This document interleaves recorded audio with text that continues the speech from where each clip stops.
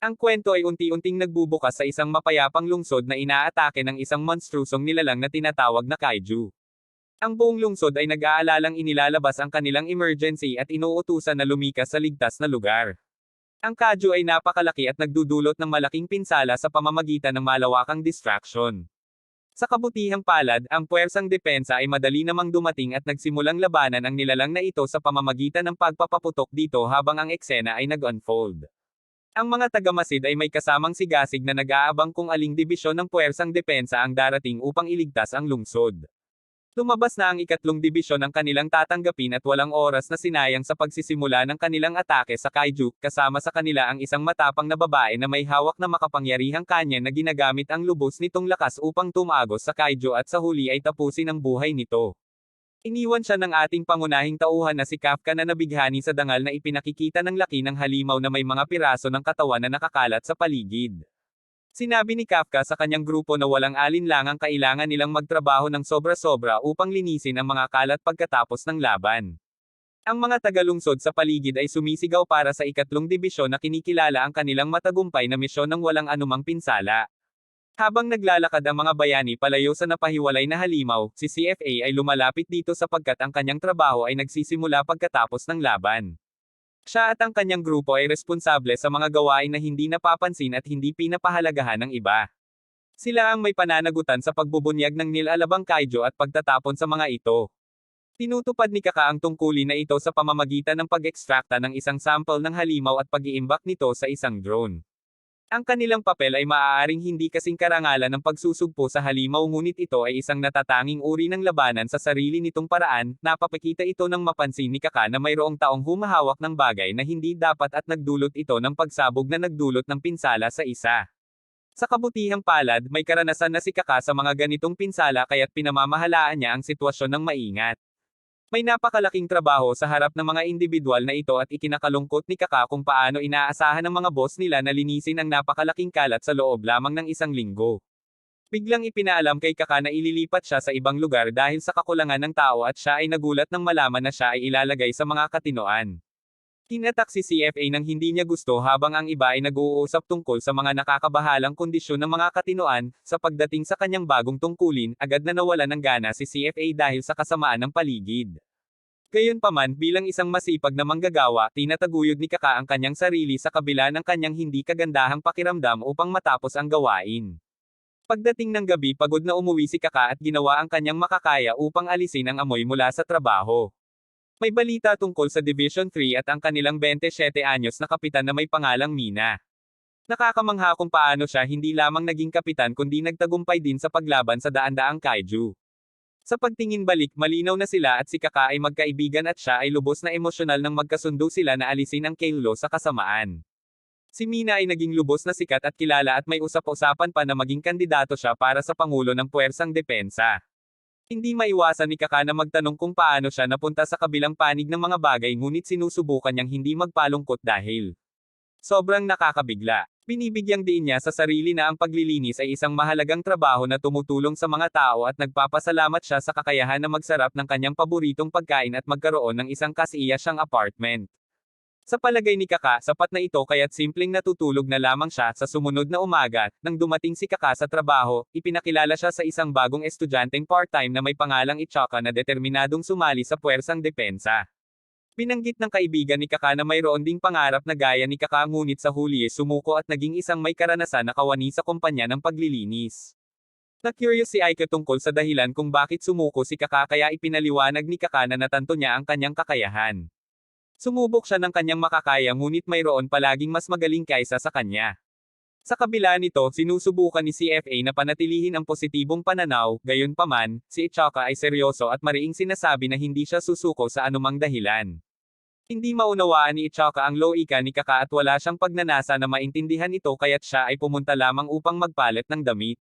Sa unang pagkakataon, iniisip ng lahat na magiging magkasundo sila dahil sa kanilang parehong pangarap ngunit galit si CFA dahil alam niyang walang paraan upang sagutin ang tanong ng bata nang hindi magmukhang miserable. Ang sitwasyong ito ay pumipilit kay CFA na mag-isip at magtanong kung talagang napakasama ng pag-quit. Sa huli, lahat sila ay kinakailangan magtrabaho at pag-usapan ang plano para sa araw. Tinutukoy nila kung aling seksyon ang dapat mapanatili para sa pananaliksik at kung alin ang dapat itapon. Si Isika ang may pananagutan sa mga katinoan.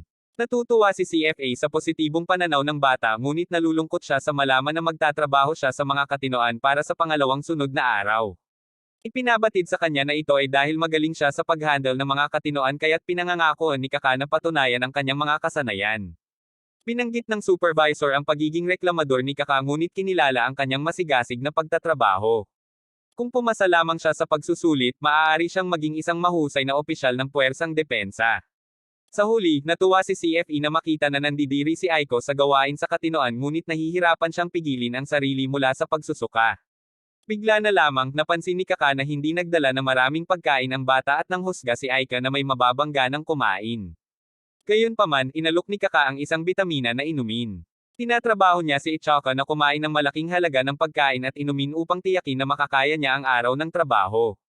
Nagmungkahi rin si Kaka na huwag gumamit ng takip sa ilong ngunit tumanggi si Ikika. Gayunpaman, patuloy na ipinagpapatuloy ni CFA na ito ay magiging kapaki-pakinabang habang ang araw ng trabaho ay nagtatapos.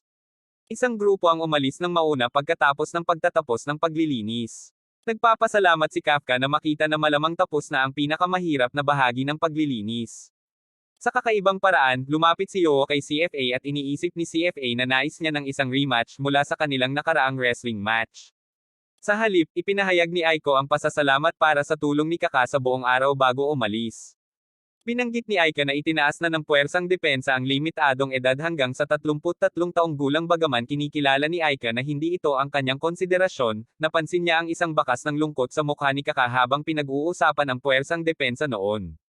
Inalok ni Aika na mag-quit ngunit pinahahalagahan ni Kaka ang kanyang tulong at kinikilala na si Ikika ay mas mabuting tao kaysa sa inaakala niya.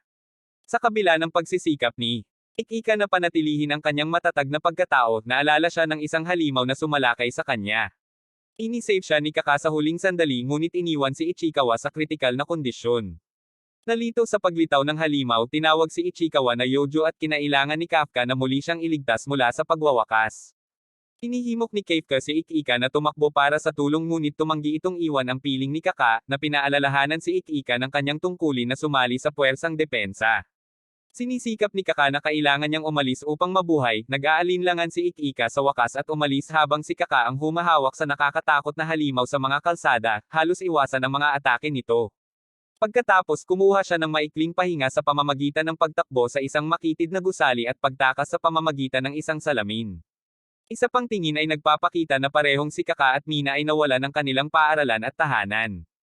Kinamumuhihan ni Kaka ang kaiju dahil ito ay nagpigil sa kanya na makumplito ang kanyang laro sa Pokemon.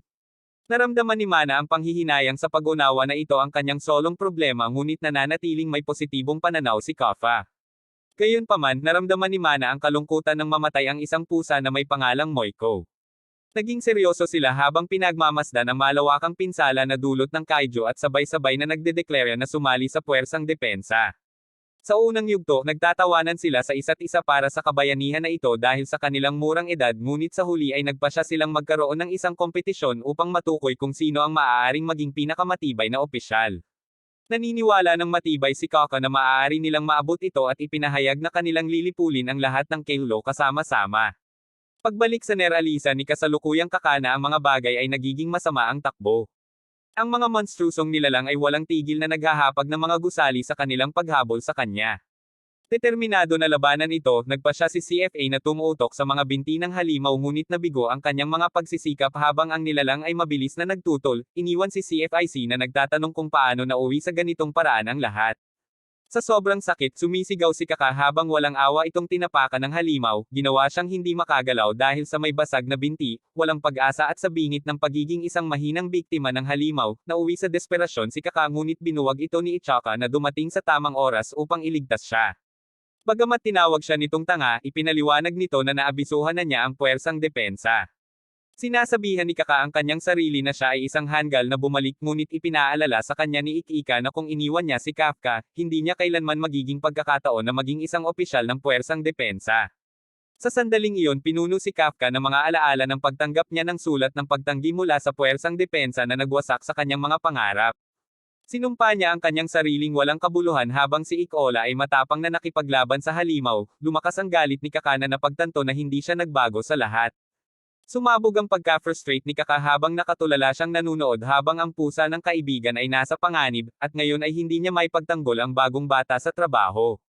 Sa sandaling si Ikola ay malapit ng masugatan ng halimaw, naglabas si Kaka ng sigaw ng galit, ngunit sa isang nakakagulat na pangyayari, biglang nawala ang halimaw, iniwan ang dalawang lalaki na nagugulat, isang babaeng tinig ang nag-anunsyo na ang target ay natapos na at namangha si Kata sa pagdating ni Mina at ng mga miyembro ng ikatlong dibisyon habang ang ilan sa kanyang team ay nag-aalaga sa mga sugatan. Pinangungunahan ni Mina ang iba sa paghahanap ng higit pang Yojo. Si Kata ay lubhang nasugatan at walang malay ngunit hindi niya maiwasang humanga sa mga kamanghamanghang kasanayan ni Mina habang siya ay nakahiga sa ospital ng Yokohama ng gabing iyon, napagtanto niya na si Mina ay lumampas sa kanya sa paraan na hindi niya inaakala na nag-iisa. Sa pag-iisa, nagulat si Kaka na makita si Ikika sa kanyang tabi. Itinuro ni Ikika na kung hindi pumunta si Kaka, siya ay mamamatay, at sa kagulat-gulat na bagay, tinawag pa nga siya ni Ikika na Cole, na nagpapakilos ng mga saloobin tungkol sa kompetisyon sa pagitan nila at ni Mina upang maging pinakamahusay na opisyal.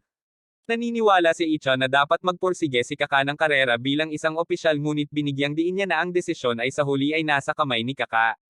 Sa isang sandaling pagkilala, sa wakas ay nakawala si Kaka mula sa kanyang negatibong pananaw at itinanong niya kung gaano katagal niya ito inililimot ang katotohanan.